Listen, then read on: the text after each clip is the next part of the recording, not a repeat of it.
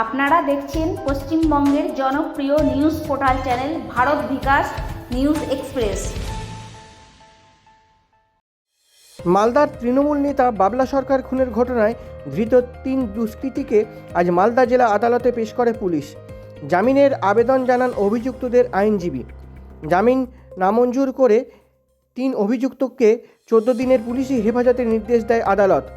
খুন, অপরাধমূলক ষড়যন্ত্র, অস্ত্র আইন সহ একাধিক ধারা প্রয়োগ করা হয়েছে বলে জানান সরকারি আইনজীবী দেবজ্যোতি পাল। এই ঘটনার পেছনে মাস্টারমাইন্ড কে আছেন এবং ধৃতদের নামে পুরনো কোনো অপরাধমূলক ষড়যন্ত্র বা পূর্বের কোনো মামলা আছে কি না তা খতিয়ে দেখছে পুলিশ। এছাড়াও কলকাতা থেকে একটি ফরেনসিক টিম আসবে, এমনটাই জানিয়েছেন সরকারি আইনজীবী। মালদা জেলা থেকে নিজস্ব প্রতিনিধির রিপোর্ট।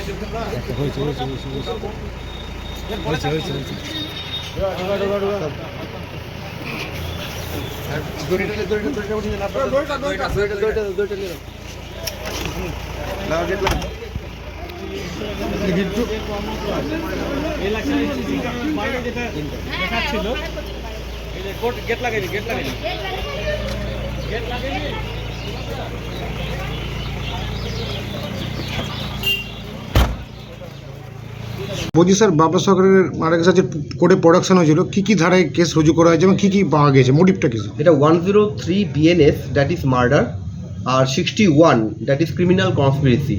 একের অধিক যখন অ্যাকিউজ চলে আসে একটা কেসে, তখন ক্রিমিনাল কনস্পিরেসির ধারা ওখানে লাগু হয়, সেটা দিয়েছে। আর এখানে ফায়ার আর্ম ইউজ করা হয়েছে এবং সেই অফেন্ডিং ওয়েপনের জন্য অলরেডি তাকে আর্মস অ্যামেন্ডমেন্ট অ্যাক্ট তাকে দেওয়া হয়েছে।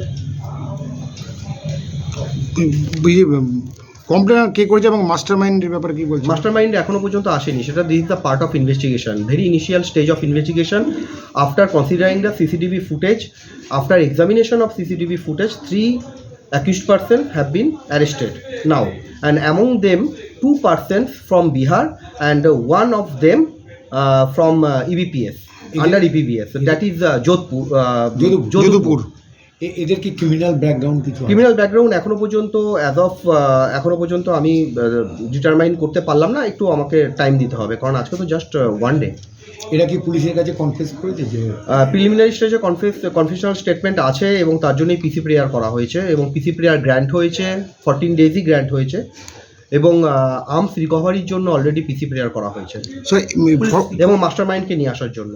পুলিশ রিপোর্টে কি আছে, মানে পুলিশ কি রিপোর্ট দিয়েছে আদালতকে? না, রিপোর্ট এখনো অ্যাকচুয়ালি যে ডিজিজড আছে, ডিজিজডের ওয়াইফ এই এফআইআর করেছে এবং তাতে অলরেডি আননোন মিসক্রিয়েন্টের ওপরই এফআইআরটা হয়েছে।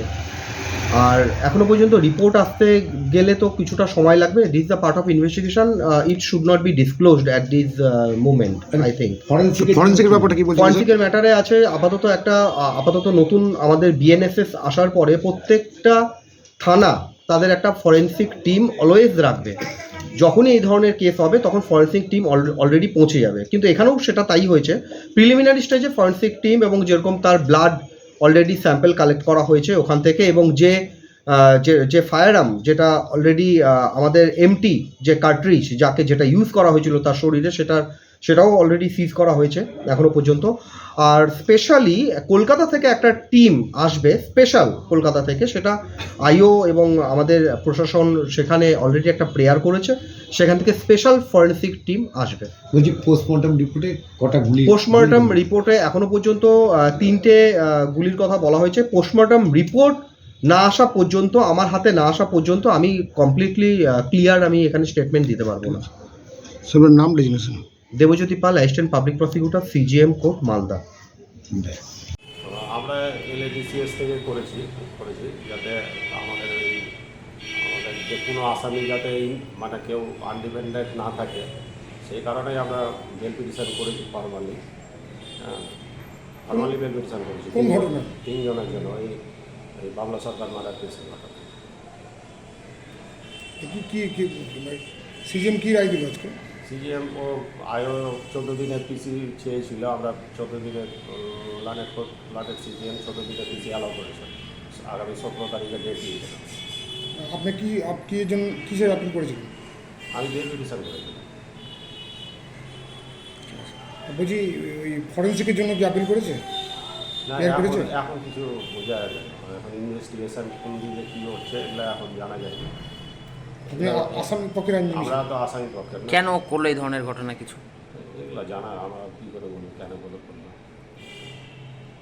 আপনার নাম designation? Mohammad Nasir Ali, deputy chief, LATCS Malda.